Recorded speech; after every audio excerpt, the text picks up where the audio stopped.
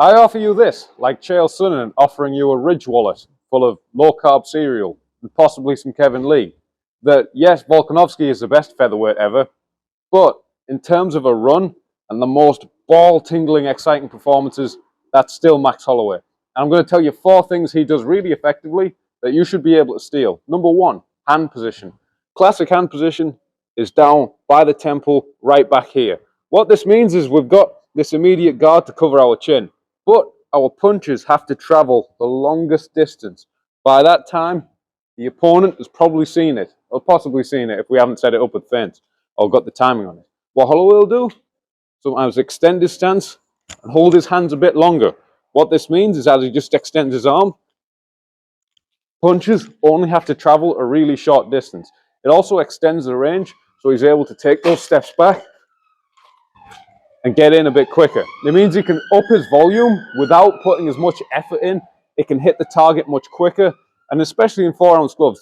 That's why he marks up these people's faces in these fights, because he's just boom, nice and quick. It means people have to hook around his guard, and you can see that coming. He's harder to hit with the straight punches because he's so extended. People have to cover that distance.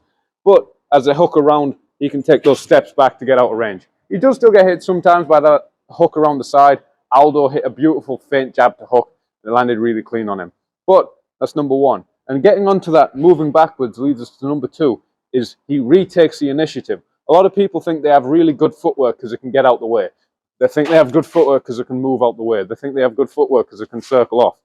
But people with really good footwork don't just do that. They retake the initiative.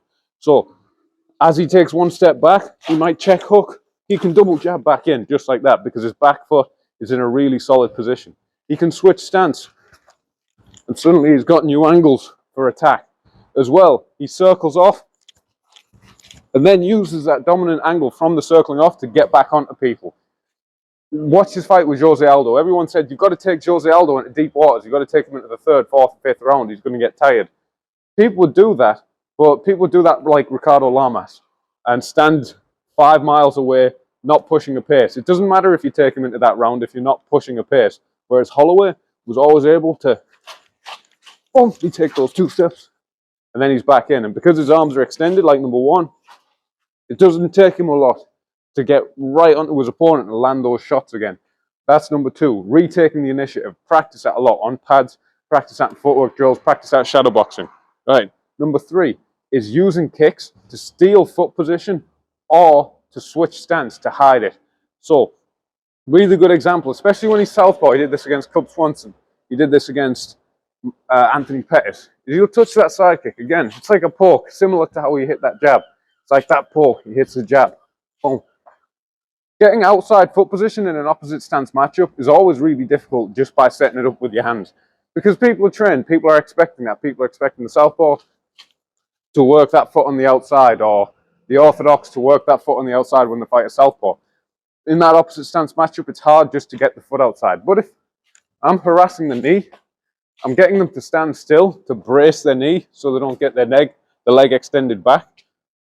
I can go from that to feint, slide by, boom, boom, boom, and dig in bigger combinations.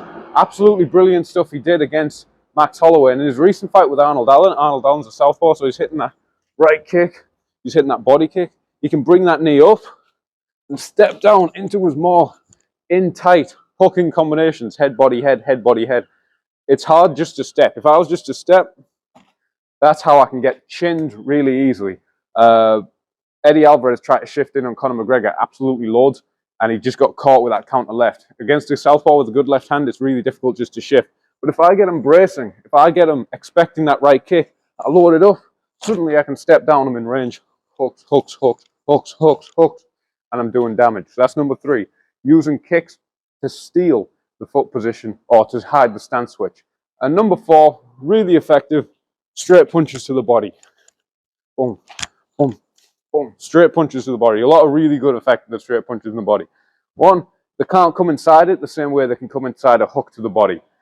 2, it keeps his range extended. And number 3, he's fought people with really good head movement. So when he fought Jose Aldo, people like, don't jab to the body in MMA, and they would cite the example of Rolando Perez versus Jose Aldo. Because Jose Aldo timed a knee on him, But it was because Rolando Perez threw his jab to the body, but loaded up miles away. Actually threw his arm back, his head came forward past his knee, and he just hit clean with that jab to the body. What Max Holloway did was just dip, boom, keep his eyes, boom, on his opponent's eyes on Aldo's eyes, and he just dips, boom. One of the reasons this is so effective is 4-ounce gloves. It doesn't take a huge amount of damage if you're landing that consistently to take the air out and just interrupt the breathing. Number two is, especially if you're fighting someone like Jose Aldo with brilliant head movement, his head could be off the center line, boom, boom, but you hit him with a jab to the body, you're still knocking him off balance. Jose Aldo actually did this really well himself, the jab to the chest against Chad Mendes in the second fight, because Mendes had some good head movement. But those jabs to the body and also the cross to the body, he works off that double jab, boom, cross to the body. That double jab gets people's hands up, then he hits that cross to the body. Can't really come inside it.